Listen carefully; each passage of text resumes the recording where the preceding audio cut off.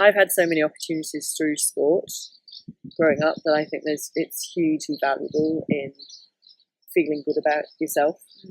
And it's not just sport, it's other activities as well. Just the benefits from that adrenaline or the endorphins and having something that you can just throw yourself into. A focus and a purpose. Yeah. You know, even when I'm away from home, I think of you guys. Over the past few days, I've got to know a very inspirational woman. A few weeks ago, I had the chance to meet professional athlete Laura Siddall. I'm Laura. I'm a professional triathlete. I swim, bike and run, competing and training around the world, and I do the long endurance distance. It's called Iron Distance. The Iron Distance, that's a 2.4 mile swim followed by a 112 mile bike ride followed by a 26 mile run, a marathon at the end of it. These are incredible distances to be covering, and what do you say, like it's like a 9 hour Yeah, it's about 9 to 10 hours depending on the course and the conditions and that sort of thing, but yeah, that's roughly the length of time you're racing for. In one go. Yeah. Laura is a 3 times professional Ironman champion.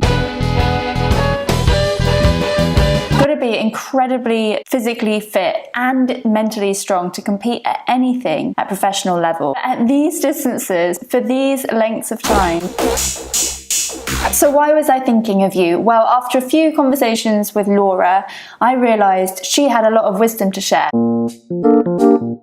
So this is a totally ad hoc interview with Laura here. The reason I thought it would be interesting for you guys to hear some of what Laura's got to say is that is the sort of mental strength side of things, like how you deal with the challenge in itself of racing at that sort of level for 9 hours, how you deal with the mental noise that comes up during that and the physical exertion and difficulty, how you master your mind basically at this high level of sport. Yep.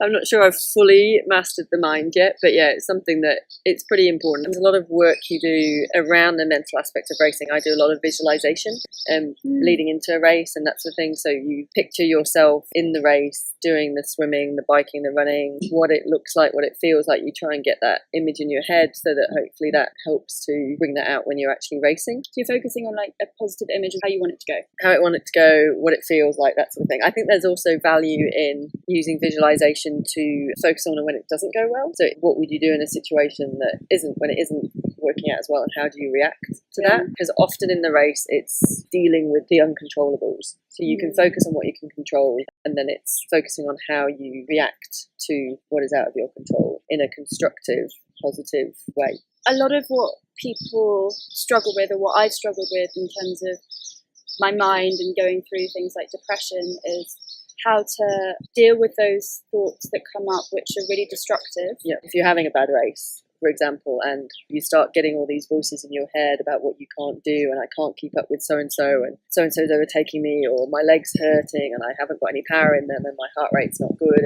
and you have all this chatter going on. The way I deal with it is you want to clear your mind of the chatter and just going back to, okay, what can I do now? What can I do that's controllable in this moment with what the body is giving me? And if the body's only giving you 60% of its normal ability, it's like, well, what can I do to get 100% of that 60%? So going back to quite a simple process of, right, let's focus on now being here, riding the bike. How am I going to take this next corner? Or how am I just going to ride as well as I can now? You don't want to think too far ahead. It's not controllable, but you can affect the future by controlling the now. A lot of it's sort of a check-in with, so let's say on the bike, am I sitting well on the bike? What's my pedaling like? Am I comfortable? Do I need to change my posture? Have I got a little bit out of line or something like that? You go through sort of those checklists first to sort of recenter yourself, I guess. It helps because if you're then focusing on that, you forget about all the chatter going on in your head, and then hopefully that clears and you can just focus on kind of the doing. Yeah. Because that's what I find helps me if I've got a lot of mental noise, is to bring it back to the body or the breath. Yeah. Do you ever focus on your breath on the race? I haven't done it in a race on the breath, but I do. Because out of breath. Yeah, because you're out of breath. You're like, realise the breath isn't there.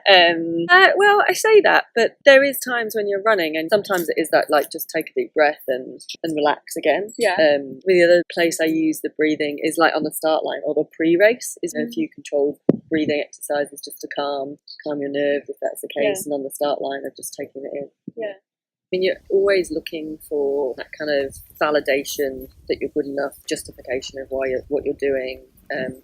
Yeah, I mean, I still stand on the start line. Am I, good enough to be here, lining up against these other people? It vanishes so quickly, and in the big scheme of things, it's not a huge deal. But I think you still are learning to deal with those doubts and deal with those fears. And what I think I've learned is that it's normal. It'll happen. The nerves that come before a race and those doubts that, am I ready? Have I done enough training? Is all part of that process of your body getting ready to go into battle almost. And so it's kind of a sign that you were getting ready for a race. By the way, if you can hear like clanging metal, I'm really sorry. We've got like a restaurant below us. We've got a gravel track there.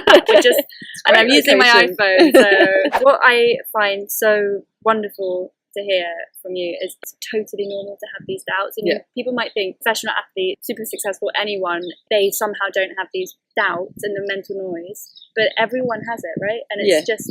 So don't feel like you're weird if you've got that, and don't stop what you're doing if that's going on. In fact, I think you're probably weird if you don't have it. Yeah. Because I don't think that's normal. I think everyone must have. I think even the most confident people, or come across most confident, they've got insecurities and inner doubts and fears and stuff like that. What are your best ways of managing setbacks and challenges? One is, I think with anything like that, you need to give yourself a little bit of time. It's, take an example for a race. If you don't get the result you were wanting, or you don't get the performance you're wanting, there's an element of you still need to give yourself a few days to mourn, sulk, whatever you want to call it, get it out your system. Sometimes you find that it's quite a small setback and you can process it pretty quickly and move on. Other times it takes longer. I try and use sort of trigger points as well of, well, I'll give myself a few days and then on until a certain point, or because I travel around a lot. Often if it's been around a race, I'll use the days while I'm still at that race to process, and then as soon as I get in the car or get on the flight and go to the next destination, it's kind of like, well, that's behind my ears now and that's gone, and I'm going to leave that all behind.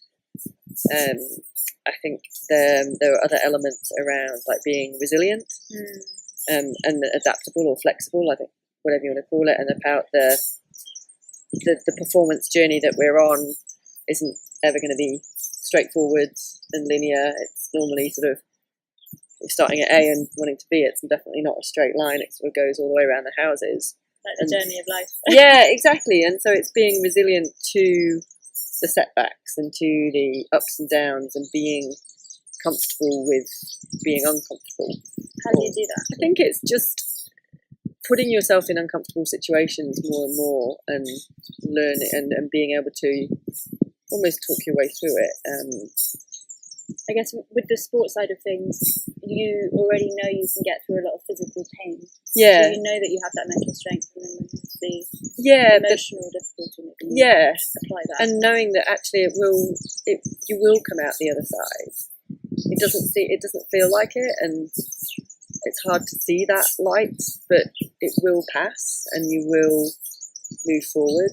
Laura also mentioned just how important a strong support network is to her. So for me, from a sporting perspective, it's my coach, a sports psychologist, a couple of guys that I work with in different places who do massage, a handful of close friends, and obviously family in there. And each one of those has a different input and a different level of involvement, but all are equally valued in building that networking team around being able to talk to them, to help you process the setback, to help you put different eyes on it, to see things you might not see. Sometimes they can ask pretty challenging questions, which is uncomfortable, but I think it helps to still process. And it's uncomfortable to open up to them maybe in the first place, or maybe initially when you start to talk to people in the support network about how you're feeling. Those first few conversations might be quite might feel really vulnerable. Yeah, that's right, and it's vulnerable. It's opening I'm saying weakness, but it's not a weakness, but there's that vulnerability. The support network also helps you with a setback or a situation to try and draw out some positives or learning. So I think for me, when I'm racing, it's only a bad race if you don't take anything positive out of it, or you don't take a learning out of it. So there's always something you can grasp onto which has that positive. And So it's being able to process through that situation, and that's where your network and other people can help you do that, because often you can't see the wood for the trees, so to speak. You can't see any positive in it. And all of that, don't know if you guys found it, but for me, everything you've said can be applied to going through any sort of emotional upheaval. Yeah. Because like, we so often don't know how to handle these challenging situations which trigger these, like, you know, like anger, hurt, like sadness, frustration.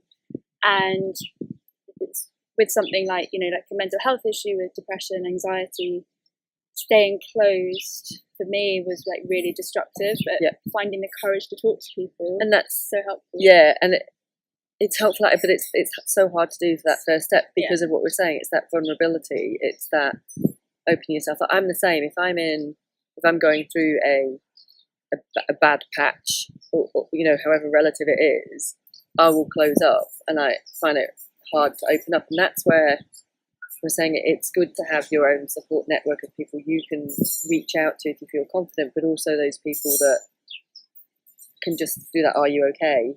question. One of the things I find most inspiring about Laura is that you went into the sport age 29 as a complete beginner, which must have taken a whole load of courage to do it at that age, and also to be, you were in the corporate world before, right? Yeah, so I mean, I'd always done sport, but I grew up in the UK, and sport was very much seen as the hobby. You know, I went to a pretty academic school, and you were always kind of into that GCSEs, A-levels, degree, corporate career, and the sport was the hobby, and it was never really seen as something you would do professionally. And that was fine, sort of followed that trend. And then I moved to Australia with my corporate job, and through friends from work there, got into the sport of triathlon. And as I was racing sort of a few years in and doing these local triathlon events and that sort of thing, and a lot of people were saying to me, you should turn professional, And I was like, not really, you know, I'm 29, I'm 30, I'm so new to this, am I good enough to be a professional? And then I just found I was at sort of this crossroads in life where I would turn up to work, wasn't particularly happy in the corporate or with the job that I had at the time. More and more of my headspace was focused on when was my next training session, or when was the next race, and I would fill all of my time outside of work with training. And I think I just got to that stage of going, I'm not getting any younger. Sport isn't going to be around forever because of the age, and I don't want to look back in 10, 20 years time and say, what if? Which is where this comes in. This is my motto, I guess. I live, don't die wondering. Yeah, that's what I try, and just taking those opportunities and taking that risk. I don't always, but I try to. But that's what you're doing now. Yeah, I guess so. Yeah, the courage to follow your passion. Yeah. So that was Laura Siddall. Amazing words of wisdom. No, thank you very much. Yeah. And if you would like to follow Laura, you can find her at Instagram, LMSid. Twitter, I think, is at LMSiddall. Should really put them the same, but they're different. Facebook and website is just laurasiddall.com. Thank you.